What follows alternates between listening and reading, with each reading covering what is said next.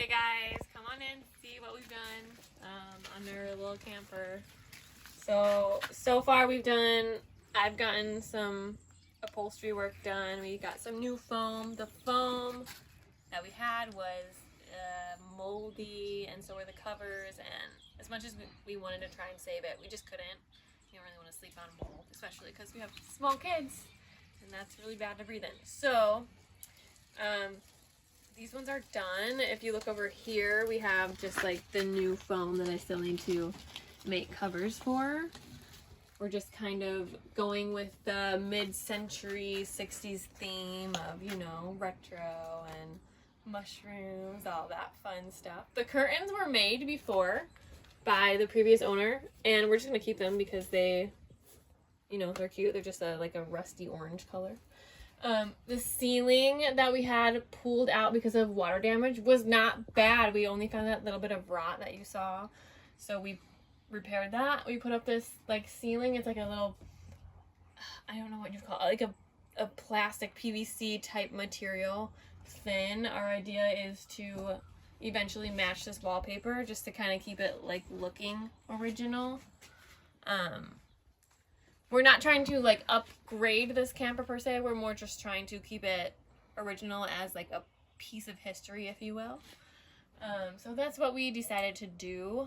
I'm not sure if down the road we'll change it, but like I said, we'll probably just try and match the wallpaper. It was difficult to do that curve at the back. If you can see, there's that curve. That was difficult. So we did have to cut it into two pieces and add some trim. And we still have to decide what we're going to do to just button it up a little. However, we are getting ready to take this thing out. We want to take it out. It's usable.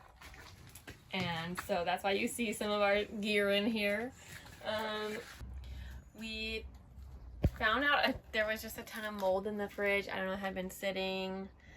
We had to basically take it all apart, and we'll show you what it looked like and what it looks like now. We've got it going. We turned it on.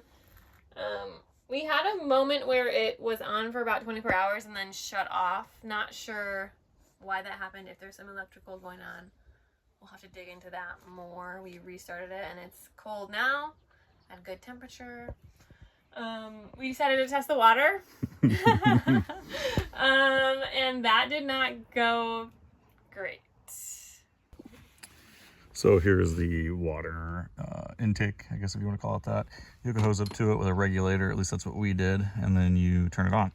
There is a drain under here, right there, with a spigot, so you can drain the tank that's underneath the seat. But we we turned it on, and to our surprise, maybe not to some of you guys, but to our surprise, the previous owners had left water in the lines over winter, and it gets rather cold up here, and some of the lines burst.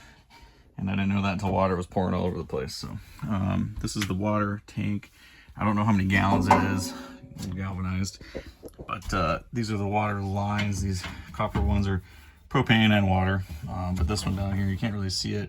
You can maybe see this bulge that's split right on the bottom side here. So I had water pooled up in here, and then I had water pouring out of this. Down here, you got these two lines where you can see all that oxidation. You can kind of see that split there on this one right here. So I had water coming out of there, and then I don't think there's anything wrong with these ones in here. I think it's just loose.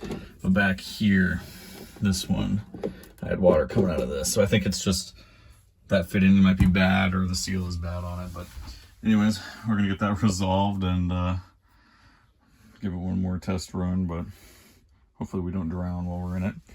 But on a good news note, we got the stove working.